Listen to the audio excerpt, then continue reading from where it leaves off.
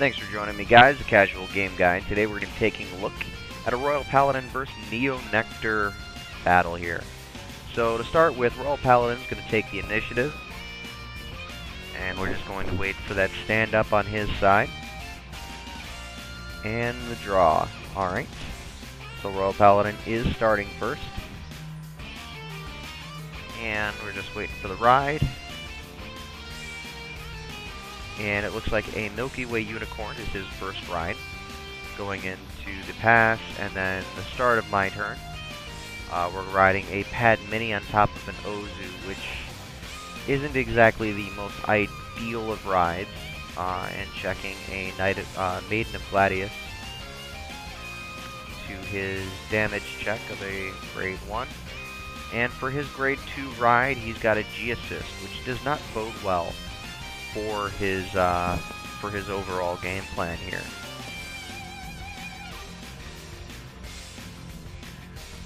Now, the very first card he checks is, of course, the grade 2 he wanted to ride, or not exactly wanted to ride, but it is the first grade 2 he saw, which he should have probably looked a little bit further into the deck, because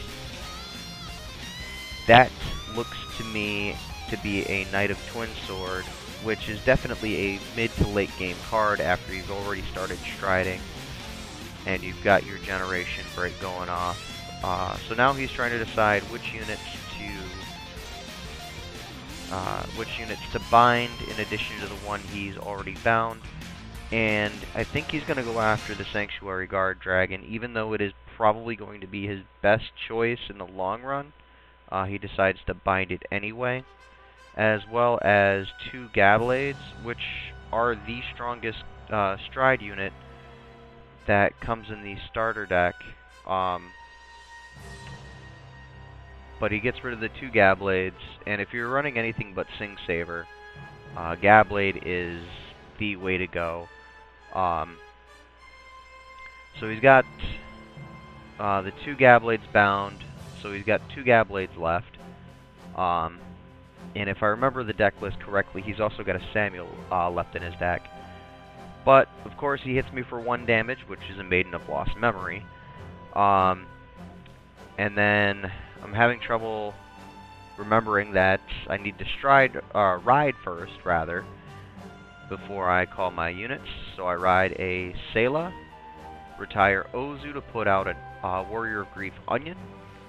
And I think I follow this up with another Rearguard Selah, which should come down any second now.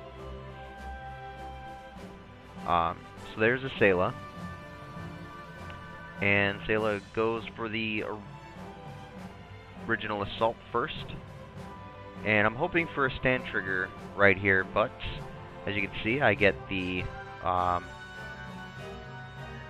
100% orange. He gets a heal trigger, so he's back. He's still at 2 damage, and it looks like he healed up the Milky Way Unicorn. He rides Aura Shooter Dragon, and if I remember right, he goes for the Counterblast 2 for the Superior Call.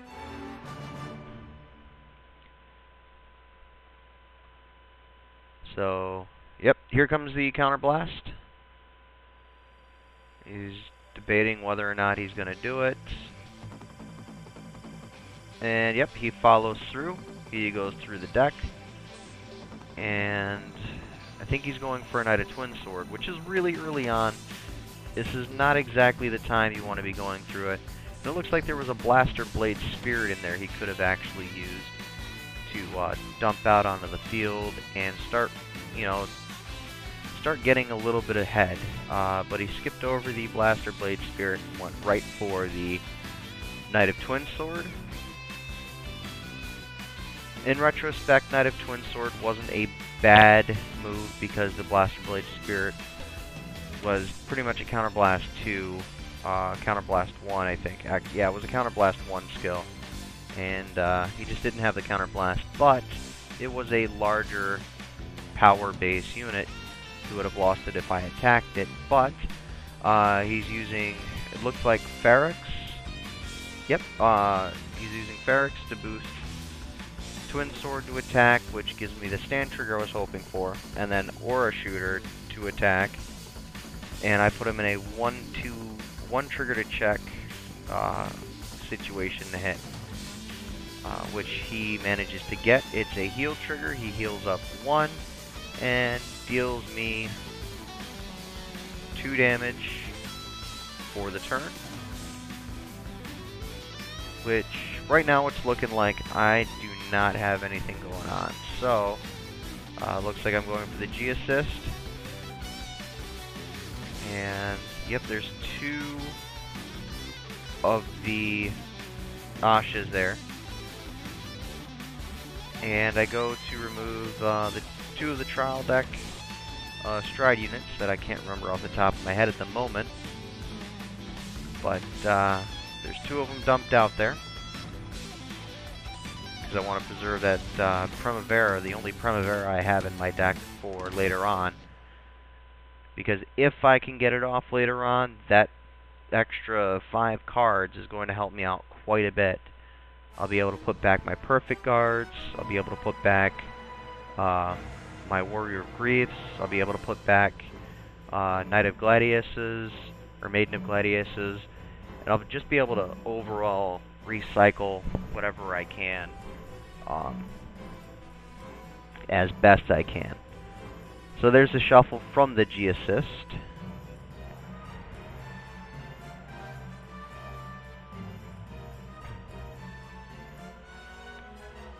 Here is going to come down the stride, and I go into the Flower Princess from the trial deck. Another Warrior of Grief called from the On Stride skill from Asha into the Flower Princess. And I think I just ignore the... Yeah, I ignore Onion's Genbreak skill here and call a Maiden of Lost Memory. So I think at this point I'm just hoping to replenish my hand as quickly as possible. Because her Genbreak skill... Or is it a Counterblast? She's got a skill that when you successfully hit using her, you can Counterblast 2, and then if you have, for as many Maiden of Lost Memories you have on the field, you can unflip 1 damage that you've spent and draw 1 card. So, as I'm putting it into words here, her skill is going into action. I'm able to unflip 1 of the damage that I had paid to pay for her skill to draw a card, and just hitting for that additional damage to try and push him into a position where he's going to have to guard. Of course, he chooses not to guard, and he takes the hit from Maiden, which only gives me another card in my hand on top of my triple drive check. And at this point, it's just a waiting game to see what he's going to do next. And as you can see, that stand trigger I used to put that Warrior of Grief back into stand position. And just ready myself for the following turn. And he is trying to decide at this moment what he's going to stride into. And if I remember right, he goes into a Samuel stride right away to give me 3 damage. Or is it 2 damage? He wants to give me an additional damage, so I'm at 3 right now. So he's trying to get the 4th and 5th when he's already facing just a pretty large hand of mine. I've still got that 100% orange in my hand. And it looks like he's calling a Transmigration Nightbreed and a Milky Way Unicorn into his final rearguard circles. And now he's going to go for the attack. The Genbreak 2 skill is active on Knight of Twin Sword. And there goes the Knight of Twin Sword, which he's attacking with. Which I allow to go through, but yet he misses the timing on, so he doesn't activate it.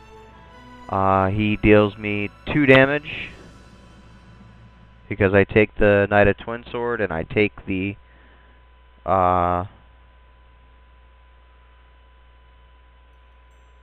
I take the Knight of Twin Sword, and then I have to take the 1 mandatory damage from Samuel. But any other attack is pretty much washed out because I used the 100% orange to guard. So at this point, I think I'm just trying to avoid that last damage. It looks like I'm at 5 damage at present to his 3. And there is that 20k shield to guard, or 20k total to guard. Draw.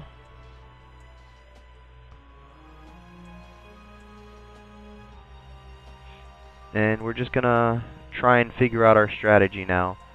Right now we're going for a double onion call to fill out that last column because the gen break skill is active. And we've got a full wall, full line of onions. They're nice big green L shape there, which is actually going to help push for a little bit more damage this turn.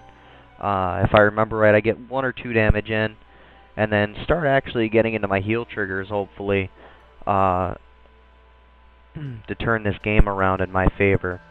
Because I have been getting pushed around, even though I've got a larger hand size, it still hasn't been large enough to cover the cost of all my counterblasts and to keep as many units as I can in play. So,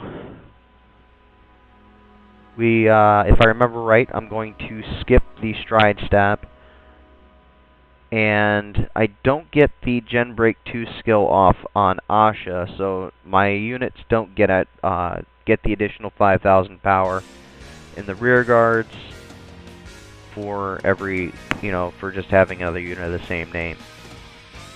So it looks like he's dropping an Iseult. And I check a heal trigger and a grade 3, grade 1. I'm not quite sure, I couldn't make it out because of the glare. But we're attacking again. 5,000 power went to that Maiden of Lost Memory, and there goes that Maiden Shuffle once again to replenish a little bit of my hand that I spent from guarding the turn previous, and that whole onion wall just attacking.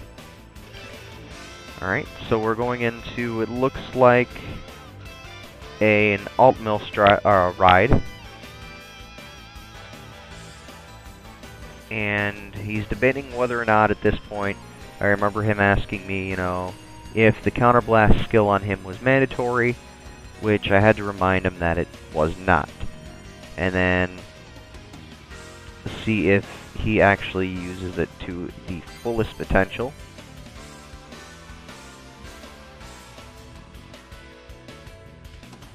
Which, yep, he's going to stride.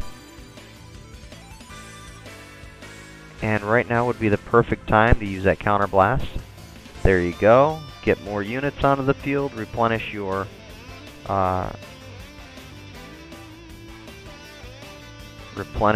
attack forces. So he's going for a new Knight of Twin Sword, and he's going for another Ferrex.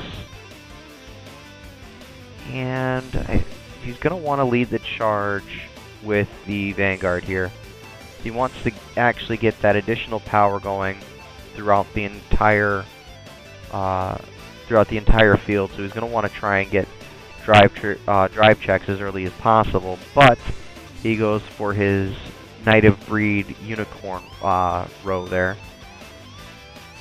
to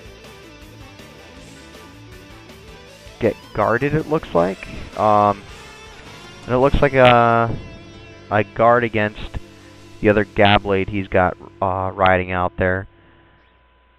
And he's going for the Knight of Twin Sword, which, if he plays this correctly, just on attacking, he can call another Transmigration Nightbreed to standing position from the deck. And I don't think he does. So I'm trying to decide what I'm going to do now. Yep, there's the guard to block the massive trigger output he just dumped on that Knight of Twin Sword. And I think it's the start of my turn. Yep, and we're going to start the turn by striding. I think I forget until I actually hit my stride step. Yep, here we go. That everything needs to stand up.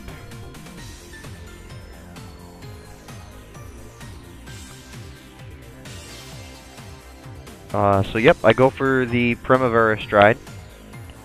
And because of Asha's skill when you stride, I'm replacing an Onion with a Maiden of Lost Memory. So hopefully one of these Maidens is going to go through. And hopefully I'm going to be able to push that final damage I need. Now, had I had the 3 Counterblast to pay, I would have been able to activate Primavera's skill and get a more suitable field condition. But I think I'd just go in for the attack with Primavera for a hopeful trigger, because this is either going to be the final turn of the game or it's not. But here he goes, he's guarding with quite a bit actually. He's guarding with a minimum to pass. And I think I just... Yeah, so he's got 32 to guard with, and I only really need one trigger to get over that 31 column that I've got. So I only need 1,000 to get over, so one tribe check would have done it. But I decided to divide up the triggers to different columns. Like I put another 5,000 critical on that column there. So this is a huge column here attacking, with an additional 5,000 in that column, going for the Vanguard. And again, the whole point is to get him to use up his resources. Royal Paladins have, in the late game, they have this problem with keeping as many resources in their hand as possible. So right now he's trying to count up exactly how much he's guarding with and how much he needs to stop me from. So he's going to try and guard this.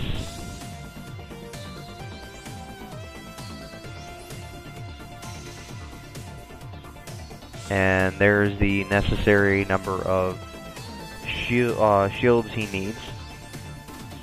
And then this final column is just another pure power based column coming in. It's got 2,000 less power because of the Asha. But there's a 6 damage, and that is the game. So thank you guys for watching. Have a great day.